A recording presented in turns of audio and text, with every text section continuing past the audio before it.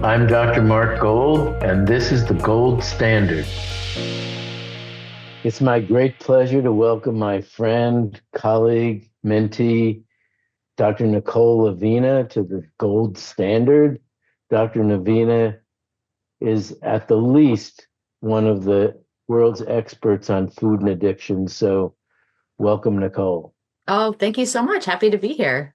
You have an H index of 48, and over 13,500 times have your articles been cited by your colleagues, which is really like likes on Facebook or something.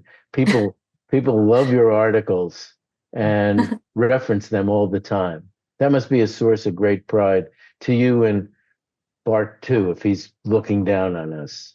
Yeah, I mean, looking back so Bart Hoebel, who was my mentor when I was a grad student at Princeton, when he and I first started working together and started doing research on sugar addiction, never in a million years did either of us think that it would have turned into something where, yes, like years later, I would have an H index and our publications would be being circulated among colleagues in the way that they have. There was a lot of resistance to the idea in the very beginning. And you were one of the people who was not in the resistance. And I think that's one of the reasons why we connected and have, stayed connected for so long.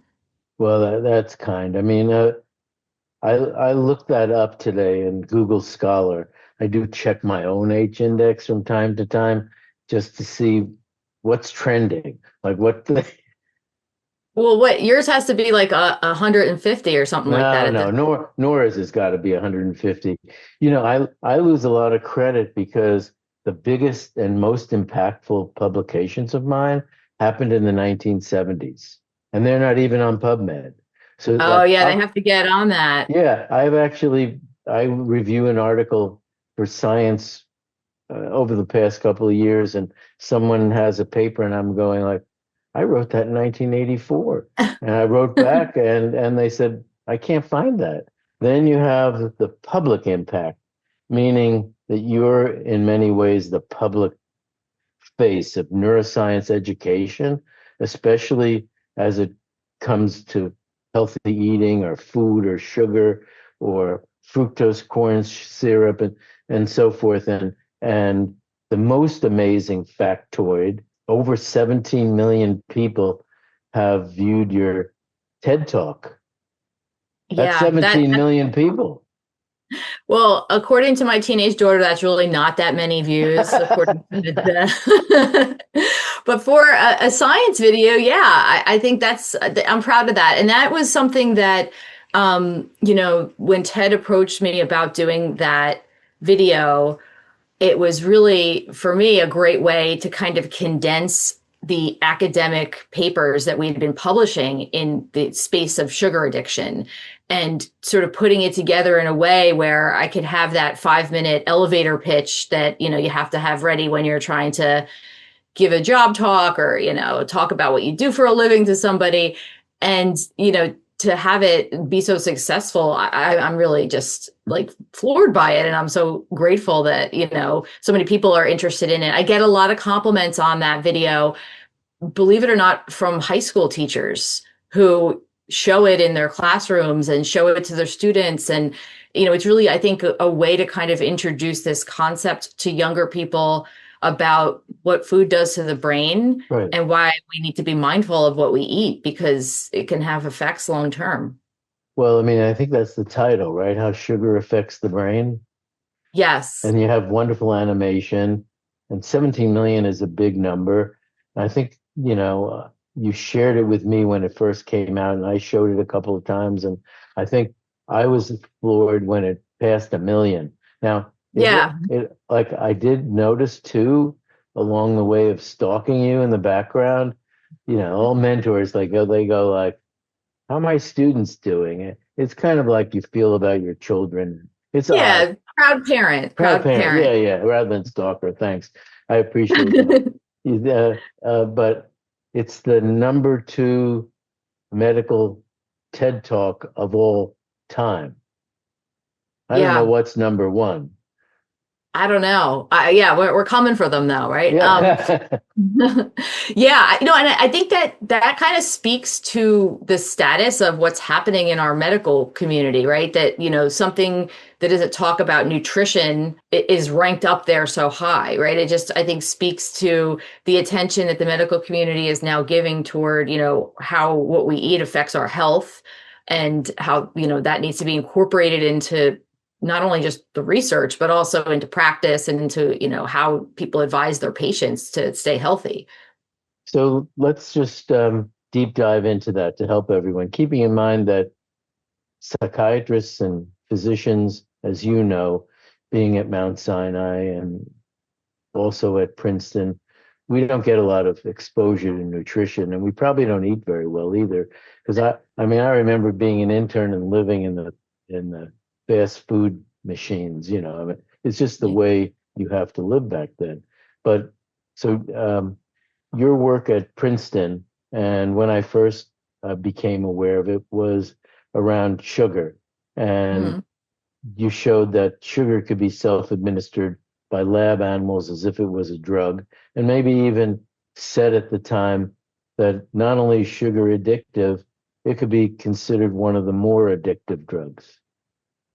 Yeah. So we got interested in this back in, I guess it was the year 2001 when I first started my PhD at Princeton. I was working with Bart and, we were kind of trying to come up with what we would be doing over the next couple of years together, what I would do for my dissertation.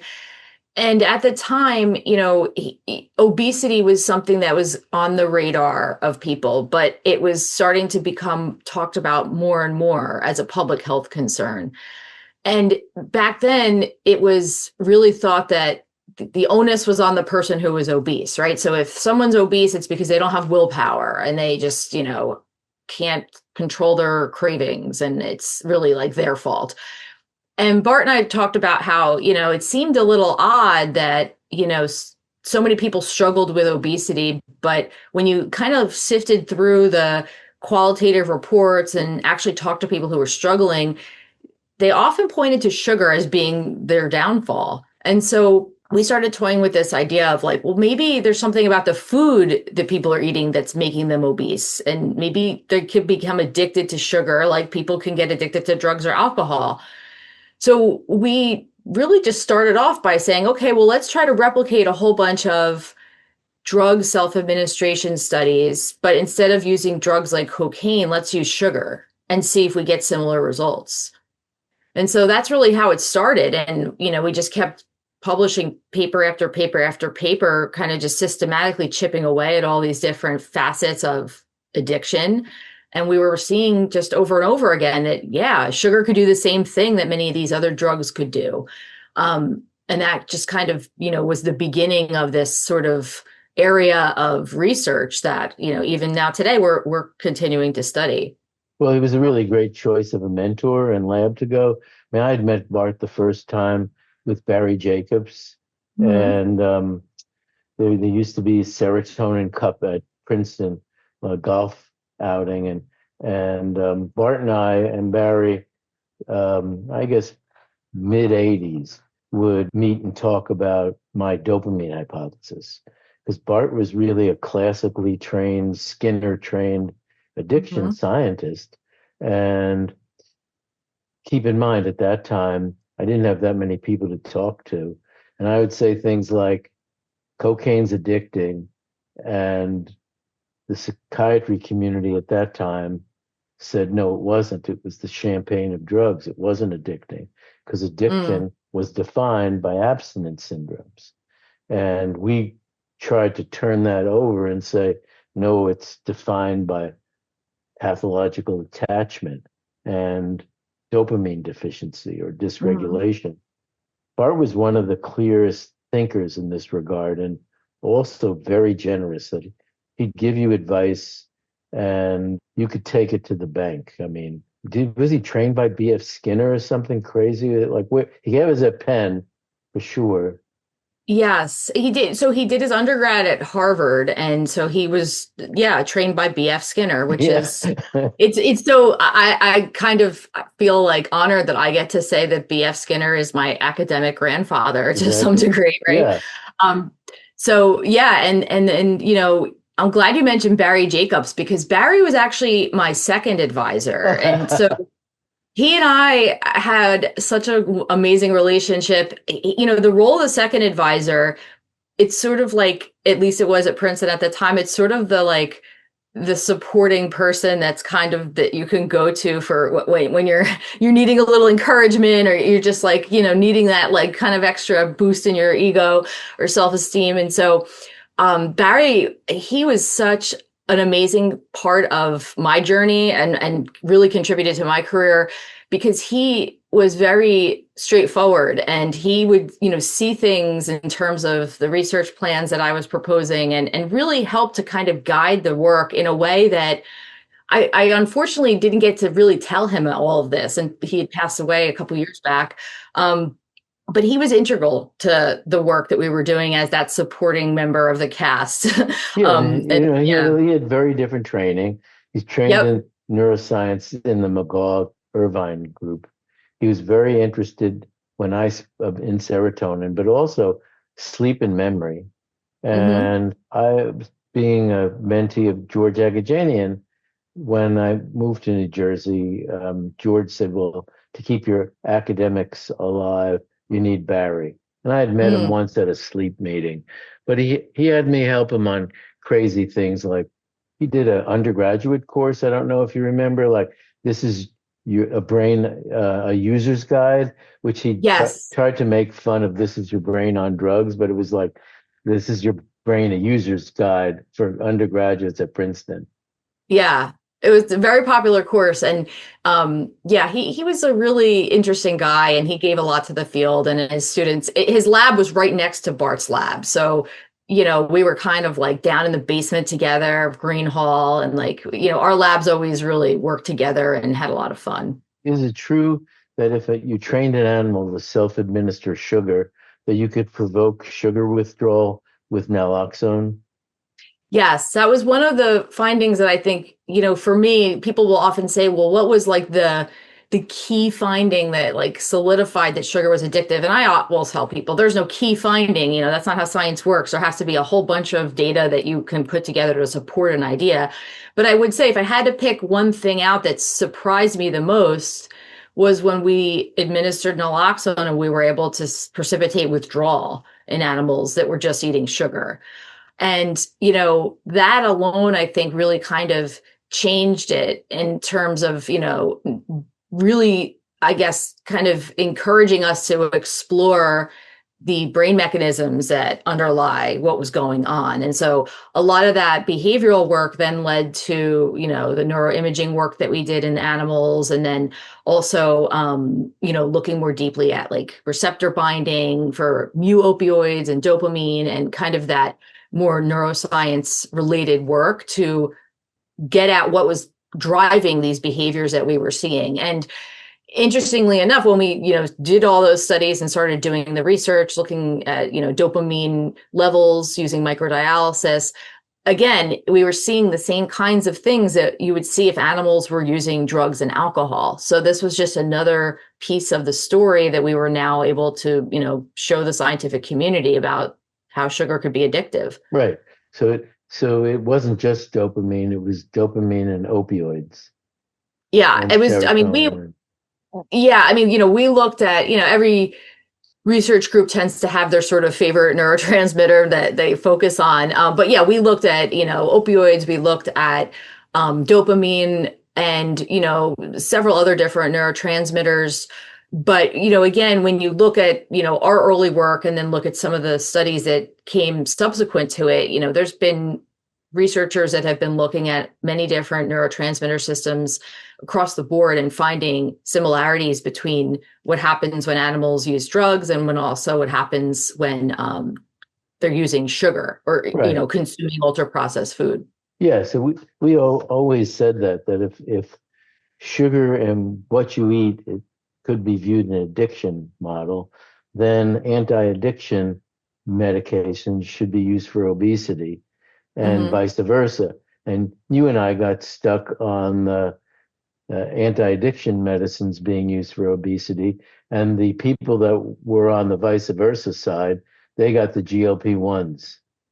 Right. So we got the combination of Wellbutrin or bupropion and naltrexone, which is an effective anti-obesity treatment, has two or more addiction treatments um, blended in a combination, but it's weak compared to the GLP-1s. How did we miss that? I don't know. We would be having this conversation on our yachts right now if we had gone the other direction, right? Yeah, but I think it does speak to the fact that, there's so many different neurotransmitter systems in the brain that, we do need to, like, these combination treatments, I think, are really the way forward. I know right now GLP-1s are very successful and there's a lot of attention being paid to them, but I do think that, beyond them, there's a whole world of opportunities for treatments that can be explored, and I think Yeah. the combination of different neurotransmitter systems is an important thing to keep in mind. No, I agree. When we started medication assisted treatments for addictions, with methadone and clonidine and naltrexone, now it's a big part of psychopharmacology. And the same thing's going to happen for sure in overeating. Um, so let's go back again. So we're back. We've got sugar. Then you expand that to fructose corn syrup. Mm-hmm. You show about the same thing, but it's worse. Yeah, so that we started getting interested, once we established that sugar was able to produce these different various signs of addiction in terms of behavior, in terms of changes in the brain. We then became interested in kind of exploring other types of sweeteners, right? So, sugar is an umbrella term for 300 different sweeteners that are out there. And one of the ones that's more commonly discussed in terms of, its questionable effects on our health is high fructose corn syrup. And, back when we were doing these studies, high fructose corn syrup was still, one of the sweeteners that you would see primarily in a lot of the food products that people were consuming, especially these ultra processed foods.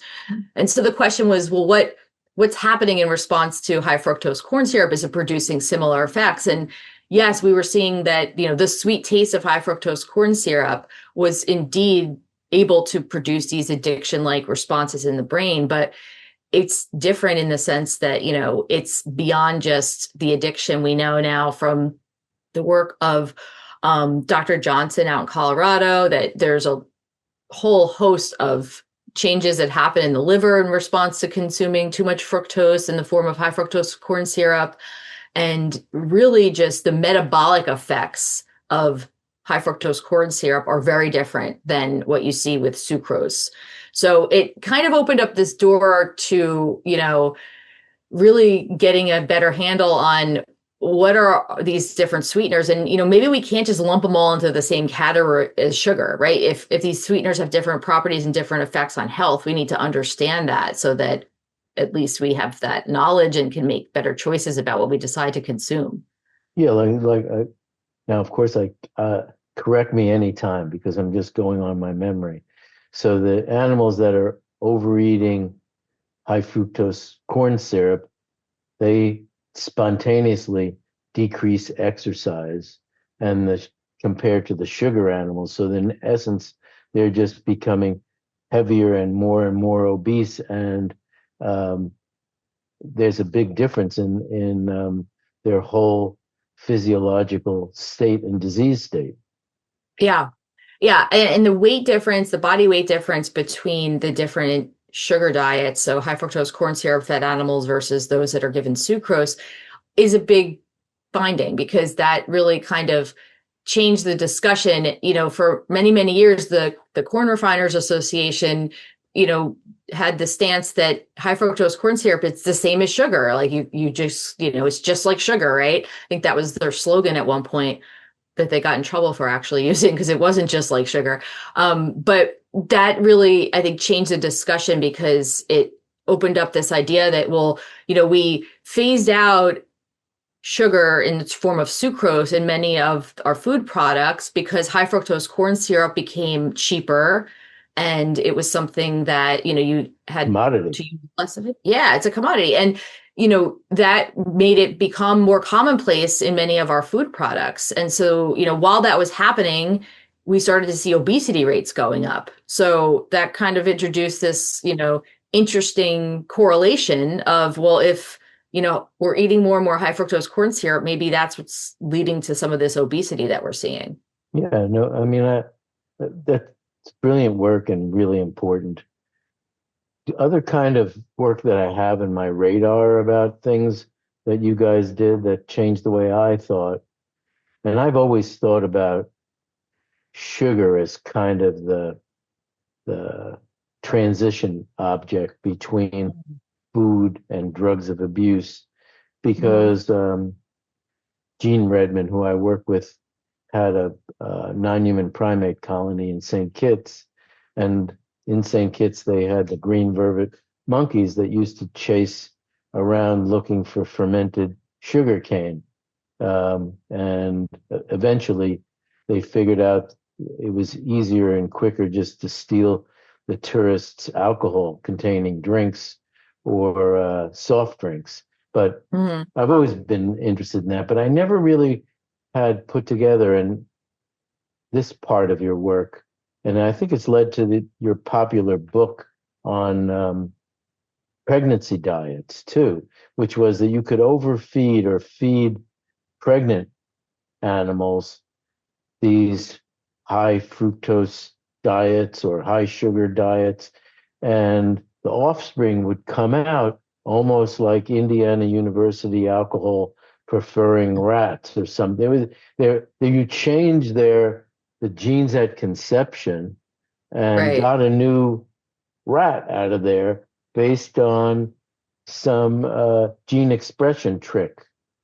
Yeah. Well, so going back to your point about St. Kitts, I teach a health psychology class at Princeton, and one of the highlights of the class is when I show this video of those monkeys, in St. Kitts, like literally going up to the tourists once they get up and go in the pool or go in the water and literally stealing their drinks, and basically there's a bunch of drunk Yeah, monkeys like floating running around. around. I mean, yeah.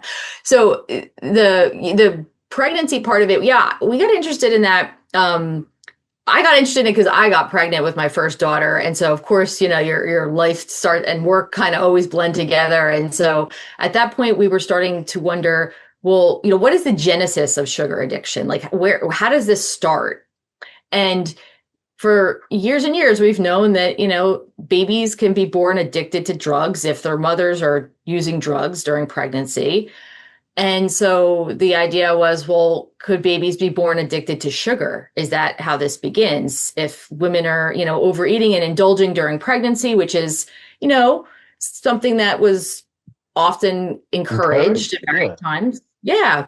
And so we started doing some work in that space and published several papers looking at the role that different diets had in terms of the outcome of the offspring. And one of the things that I found to be so alarming was that, when the rats were fed a high sugar diet during pregnancy or either high fructose corn syrup or sucrose, the babies grew up to not only be overweight, and again, the babies weren't given access to sugar or high fructose corn syrup. It was just that they were exposed to it in the womb when they were in utero. They never actually consumed it while they were on the other side. That they would grow up not only to become overweight, but also to have a proclivity to drink alcohol. Mm-hmm. So if you gave them alcohol, they just drank much more than animals that never had been experienced sugar in the womb. And that to me, and they also had higher triglyceride levels, which again, like you were suggesting, we basically just changed the brains of these animals due to the diet during pregnancy. And there's been several other labs that have gone deeper and looked at this and really seen that there's alterations in the expression of dopamine genes early on that are due to diet in utero. And so, yeah, I mean, I think to me that's one thing that I wish we would talk more about in the media and sort of in the public lore, because, what people eat during pregnancy can literally have the blueprint for what the child's life is going to look like later in terms of addiction profile. And with so many highly processed foods being kind of promoted and pushed, and a lot of added sugar being promoted and pushed, it does, I think it needs more attention than it's getting, because it's to me, it's an important finding and something that could prevent a lot of not only obesity and food cravings, but also perhaps even some of the addictions that we see Definitely. among young people. No, it's great work. So with another mentee of mine, Ashley Gearhart, um, one of your highest impact papers is the paper on what foods are the most addictive. You Yes. probably know that. That's a bestseller among scientists. They're almost always quoting that paper. Yeah, that was fun. So Ashley's great. We've been in the field together for quite a bit of time. So I'm a little bit ahead of her in terms Yeah, of age, I believe, because I was a few years into grad school when she came to Yale. But what their work has been, I just think together, it's really created this amazing field, and the development of the Yale food addiction scale that she was a part of when, she was a grad student at Yale. That came along a few years after Bart and I started publishing our sugar addiction work. And, it was just, to me, a great joy for us being, at the time, Bart and I were just doing lab animal research. When right. I kind of moved on in my career, I started doing some clinical studies as well. But to be able to point to some clinical studies that Sure. were happening and say, hey, look, we're doing these rat studies. And that's one of the limitations of doing rat research or any animal model research, is the naysayers are always going to say, especially when it's like a new concept, oh, that's just in rats, like, Right. just in rats, anything. So when Ashley and her group started, publishing work with the Yale Food Addiction Scale, to us, it was just so exciting. And, we've really dovetailed in terms of our research over the years, and we've collaborated a lot. And the paper on which foods are most addictive, I think, it was necessary at that time, because we had established, like, yes, sugar can be addictive. Sugar meets the criteria for addiction according to the DSM. And so many people were writing to her, writing to me and saying, all right, well, which foods are addictive? Yeah. Like, tell us what to avoid. Give us like something, beyond like, yeah, sugar's addictive, because, sugar is in so many things, and it's, we need more than that. So that study was really, I think for us, it was an important study to kind of go on to the next level of like, okay, we're established that food can be addictive. Now, which foods are addictive? Because that's really the important part of the conversation. Not all food is addictive, but Right. we have to be able to identify which ones are. Well, no, in the old days, they used to have citation classics, and the Institute for Scientific Research used to send out classics. That's a classic. So could you like rattle off which foods are the most addictive on the basis of this science from Ashley in your paper? Yeah, so it was funny when we first published it. There was some media attention given to it, and some of the media studies or the media reports were like, yeah, like we had used a college sample as part of the study, and it was like, yeah, college students are addicted to pizza, ice cream, chips, chocolate, which is, kind of obvious, right? But it's not, because it hadn't actually been studied. That Right. was like sort of one of those like well-known things, but not necessarily, completely accepted in the scientific community. So we were really the first to kind of scientifically document that. So yeah, but it's again, looking at, I think the thing about that paper I love the most is it wasn't just the food, but it was what about the foods. And so what we found was actually the level of processing that was going to predict whether or not something would be an addictive substance. So so that gets you back to ultra processed. Exactly. And that's where, for us, the level of processing is so important. And I think now when we sort of look at where the field is now, that's what we're hearing a lot about is, ultra processed food, and how do we kind of live in this space where many of our foods are ultra processed. And with that comes sugar. Usually if it's ultra processed food, it has sugar in it as sort of, one of the main ingredients. But now I think the conversation is more around how do we cope with the ultra processed foods? Can you define that in a way that doctors can understand that if they were taking a history of ultra processed food exposure? Yeah, so it's interesting right now, I think it's interesting when you think back of the evolution of all of these different, phases that we've gone through in terms of, the field. In the beginning, it was, is food addictive? How do we define it as being an addictive substance, right? So many years were spent kind of characterizing, the addiction piece. And I think that, after the papers that have been published became very apparent that yes, it can be addictive. Then the question became, okay, well, what's the next question? So it's what is ultra processed food? And I think, there's a lot of debate about how to kind of characterize foods. One of the things that I think is the most clear definition is from Carlos Monteiro's work in Brazil. He's developed the NOVA classification. And that is really, one of the, I think, better ways to kind of characterize ultra processed foods. So it's really, we have a one spectrum ultra processed foods, but then we have, food ingredients like butter, for example, that are processed, but they're, not to the extent that some of the ultra processed foods are, like, chips and many of these sort of convenience foods that you'll see in, gas stations and at the checkout counter. And then really just basic ingredients, right? Like, salts and, things like that. Given that evolution and the fact that there's 30 years of data, when does food or sugar or fructose corn syrup or ultra processed foods make it into the DSM? We've been in discussions with the APA. We've actually submitted an application to the DSM to, have the APA consider it for inclusion. And so it's really, I think, at this point, a matter of seeing the response, but my impression is that it will be favorable. I think, one of the things that opened the door to this whole idea of food addiction being even considered included was when gambling was included in the DSM.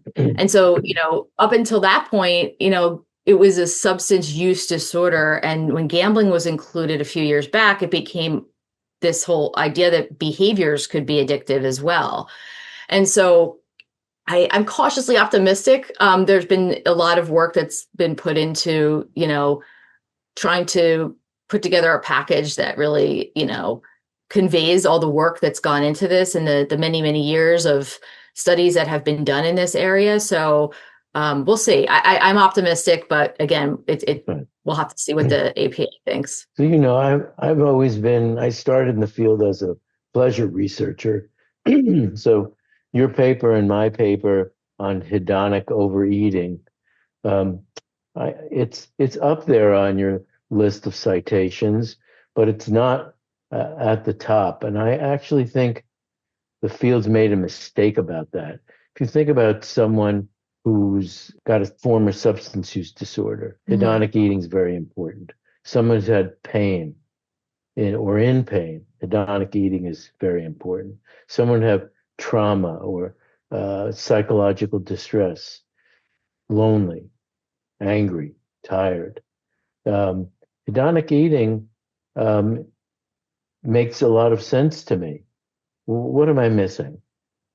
Yeah, I agree. I mean, it's a form of self-medication. Right. It's a socially acceptable form of managing your anxiety, of managing your depression, of, like medicated assisted, substance use disorder. I mean, it's really, the original, I think, form of that. If you look back and this to, the a book from back in the 1930s. I mean, if you're trying to abstain from alcohol, eat sugar. Exactly. They recommend it. Yeah. Yeah. So it was the original medication to assist with your addiction. And I think that, understanding that hedonic appeal and the power that these foods can have, really is something that we're just now starting to hear people talk about, I think, enough. And so I maybe our paper will get bumped up. I think more people are keen on this hedonic component.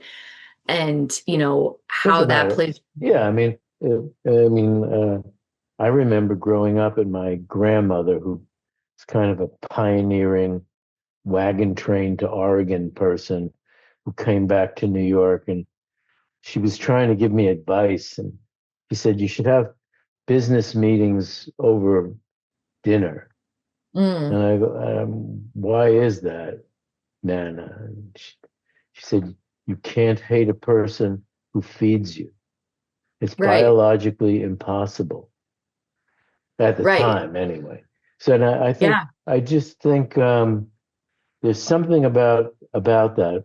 People uh, try to reverse pain syndromes too with eating, and maybe that's ice cream, but it's anyway. I hope that gets picked up again. And also, if you look at some of the dopamine deficiency states, Hmm. that again would be a natural fit for hedonic overeating. Not to obsess on that. The what about pregnancy? You wrote a whole book on that and your own pregnancy, and it's now in the news that they're talking about baby formulas. Like, do you ever get pulled into that? Yeah. So I wrote a book called What to Eat When You're Pregnant. And I wrote it in part because we had been doing work in our lab rats and looking at the effects of diet during pregnancy. And then I was pregnant with our older daughter. And I was actually just kind of dumbfounded by how, as a patient going to the doctor, there was like no question at all about what I was eating. Like nobody ever asked me, well, what did you eat for breakfast? Or, there was no nutrition discussion. It was all about like how much do you weigh. um, and it was, and having done all this research and knowing like, wow, there's just like a lot that goes into, what you eat when you're pregnant. It's really important for the baby's development.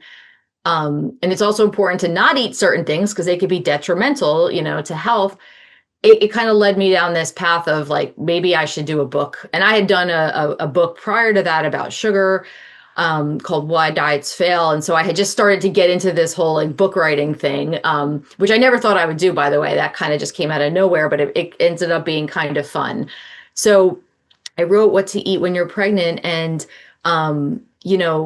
I think now, yes, I do get pulled into the conversations around baby formula, baby food, and, what can we do to improve them and to make them healthier? And I think, it's a challenge. I think, there's a lot of encouragement for women to breastfeed, but not everybody can breastfeed. Not everybody wants to breastfeed. So we do need to have baby formula available. And so, it just becomes like, how can we formulate this so that it isn't all sugar? Because, when you look at the ingredients, it often contains a lot of added sugar. Well, I mean, that makes sense too, because mothers are happy when their babies are feeding.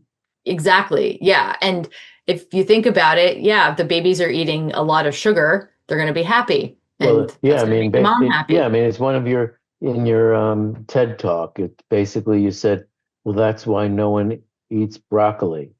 We need to put sugar Right. in it. I mean, Yeah. uh, Yeah. And that's again why, when we go to, the doctor's office, a pediatrician's office, like, and it used to be the case. I think most pediatricians have gotten away from this lately, but just due to childhood obesity. But yeah, you give a kid a lollipop if they were good when they had to get their vaccinations and, but you didn't give them, yeah, like you said, like a asparagus. salad. Yeah, Yeah. salad without dressing. Yeah. Yeah, that's pretty interesting. What are you doing now? I mean, what kind of research are you doing that you're most interested in? Yeah, I don't, I'm interested in so many things. I'm kind of at the point now where I think my interest has really been lately in, helping the broader community understand the science, because I think that that's really the gap we have in our healthcare system, is that, we're siloed, right? There's the researchers over here, and then there's the medical doctors over here who are treating patients. And there's the patient doesn't necessarily get access to the journals and understand the way that they're worded. And I think it's important for medical doctors and also the patients to just have easy access to this information and understand the science in a way that they can then, make better decisions about their health. So I've been doing a lot of that lately. I'm also looking into perhaps doing a follow up to my book Sugarless that came out last year. The publisher and I are talking about potentially doing a cookbook. Oh, that's So interesting. yeah, I love to cook. I also have a fairly big garden at my home, and we grow a lot of stuff, and we have chickens, and we do all kinds of, You have sort of. chickens in Princeton? We do, Oh, yeah. We that's have awesome. chickens. Yeah, and I don't know. I like it from the scientific perspective Hmm. because I like the whole idea of, watching something grow and how it can create life and all of these things. But I also think too, it's something that we've gotten away from, and I'm maybe going off on a tangent here, but I think part of the solution to the obesity problems that we're facing is to go back to the basics of getting kids interested in cooking and in eating healthy. And that kind of begins, I think, with like showing them how to do it. That's so I interesting. worry. So, in a way, so you've taken and deconstructed, if you would, farm to table and making it a personal responsibility so that your kids would actually both understand where food comes from, what food is, how to make it, and Mhm. then be healthy by eating it. Yeah. And I think, when you grow something from a seed, like and water it, nurture it, and take care of it, and then, maybe several weeks later you're harvesting carrots, it's so rewarding. And I think for kids especially, it really teaches them to value like what actual food is versus, the processed food, which is just, a bunch of stuff that's thrown together in a lab somewhere and put in a box and then put on the shelves in the grocery store. I I remember just that. I remember asking an audience once at a talk um, where they hunt chicken McNuggets. And somebody then sometime later um, did an analysis of what's in a chicken McNugget or yeah. these kind of chicken substitutes. For the most part, they're not chicken. Right, right. And I challenge, and again, as a person who raises chickens, I challenge anyone to take a chicken and turn it into a McNugget No, at home. yeah. I challenge them to do that. Please send it to me and I will reward you because yeah, it's just not possible. But so again, I think going back to that, I'm interested in that and I'm interested in helping people to kind of see, the difference, how we can delineate these real foods versus ultra processed Mhm. foods. And I think showing kids early on, like, yeah, this is real food is grown, real food takes time to cultivate, real food, doesn't happen overnight. Whereas, the processed stuff does. And I think that's a great way to illustrate it, especially for young kids. Does that message in any way resonate with your Princeton undergraduates? I mean, could you get them to grow food and then for their own eating and influence them in their thinking in that way, or is it we're so disconnected that they need to go to Costco? Yeah, I think, well, Princeton's unique. Our dining hall system is like one of the best ever. So we have such healthy food on campus, I have to say, compared to, I've been on a lot of college campuses and, we really don't have junk I see. food or, I mean, they have some, but I think by and large that students have access to quality food. But I do think it's, my students often will comment to me that when they hear me lecture on, food addiction piece, it really kind of changes their thinking. And it's sort of this aha moment where they think, wow, I didn't realize like I was eating all this ultra processed food. I didn't realize I'm just sort of in this machine of like, oh, got to go to the store, got to buy the food, got to bring it home, put it in the pantry. Like, and when, people start to kind of think about it and hear about the research and realize it does make people think twice. And I think, the Gen Alphas are, they're different than us. and they're thinking more along the lines of like, hey, what's going on? Like, I don't want to just follow suit and do whatever I'm told to do. I'm kind of, in charge of my own life. And I think that that's going to make a difference moving forward in terms of how these foods are viewed. I don't know if they're going to put up with it. That's so interesting. So, what do you say about the GLP-1s? I mean, do you have any thought? I mean, I've thought about them, written a little bit about it, just how they might modulate dopamine release and Yep. dopaminergic response to alcohol or hedonic foods Hmm. or others, maybe even behavioral addictions. But is that the way you think about it, through a common dopamine pathway, or do you have another way to think of Yes. it? Yeah, we're aligned on this because we had co-authored that paper with Dr. Blum and others that came out fairly recently. Kind of looking at it from that perspective. I personally think that these can be useful tools, Hmm. but I also think that we need to get away from the messaging that this is a magic injection and that Right. it's going to be something that you can, have your cake and eat it too now. And I think that it needs to be more of an ecosystem where, if these drugs are going to be utilized, people also still need to learn about portion control, about, how certain types of foods can, trigger hedonic responses in the brain and affect dopamine systems.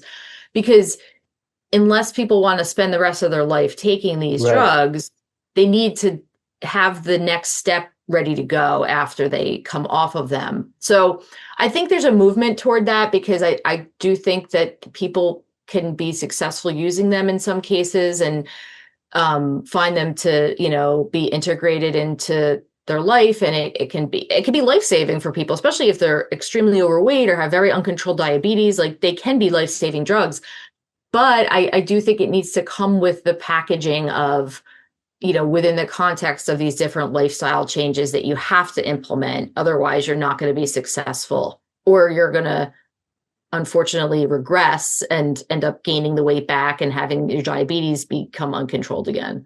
So like that's a key point. So the medications only work when you take them. The You might lose 20 to 30% of your body mass and reverse all these physiological abnormalities, but do they all come back? And what time frame do they all come back if you stop? Yeah, I think it's remained to be seen, and I think it depends on the dosing. But from what I've read and heard anecdotally, it comes back pretty quickly. Like Hmm. as the hunger comes back Hmm. pretty quickly as soon as people stop using the drugs. That sort of lack of desire to be eating these highly processed foods or just these other foods in general comes back pretty quickly. And I think if we learned anything from bariatric surgery, um, we know that, if there's going to be some weight recidivism in most cases. And, again, that's why I think that this has to be part of a much larger plan of helping people to manage their weight or to keep weight off if they lose it. No, they were really good points. We used to say the same thing about naltrexone for alcohol use disorder. It only works when you take it. It reduces your drinking. It doesn't eliminate it, and it doesn't mean you can't use or decide you need pleasure somewhere else and just start smoking cannabis. So yeah, Right. we're getting ready to wrap up. So we keep you on your calendar. You probably have a lot of important things to do today, other than talk to me. But the GLPs are really so interesting because I did speak to someone recently who told me they're looking at how your eyes look at certain foods. And so if you're Mm, on GLPs, you decrease your looking at these highly energy dense, ultra processed foods.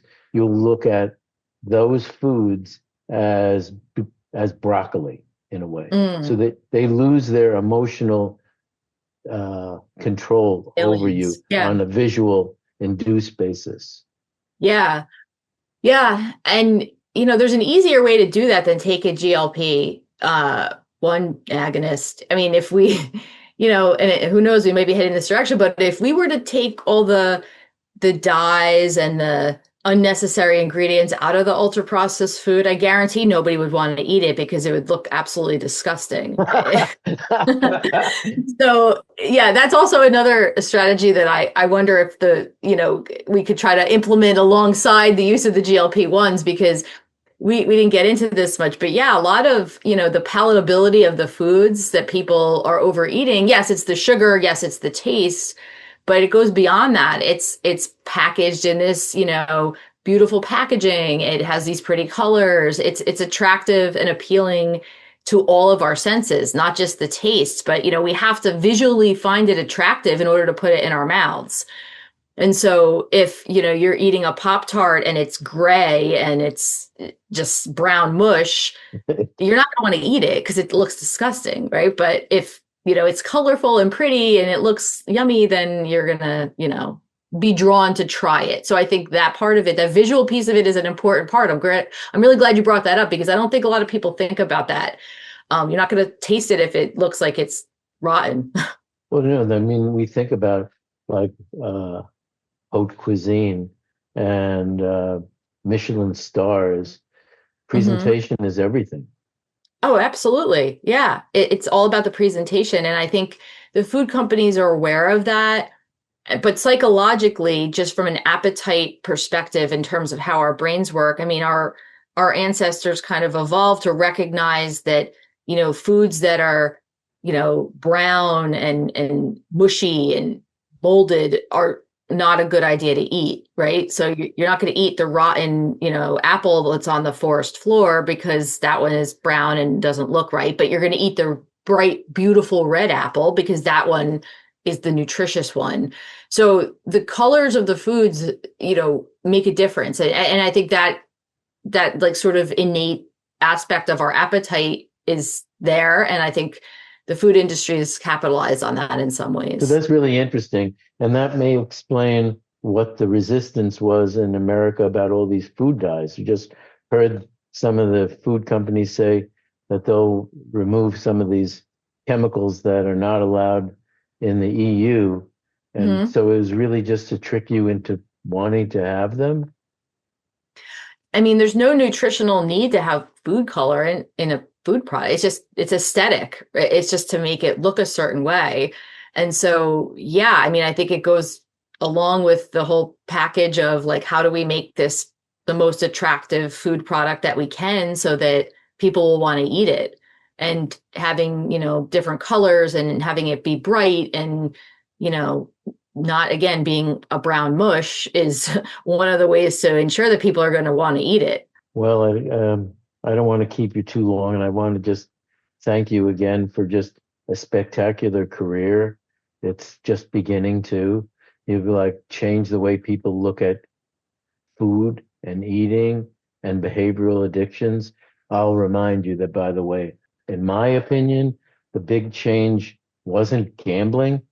What made gambling possible was the cocaine dopamine hypothesis, Yes, I agree. because we changed the definition of addiction to accommodate Right. cocaine.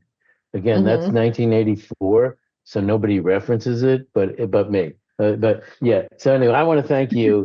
You're a blast to talk to, and I'm sure everybody learned a lot listening to you. So again, thanks for joining us on the gold standard. You certainly are the gold standard of food and food addiction research.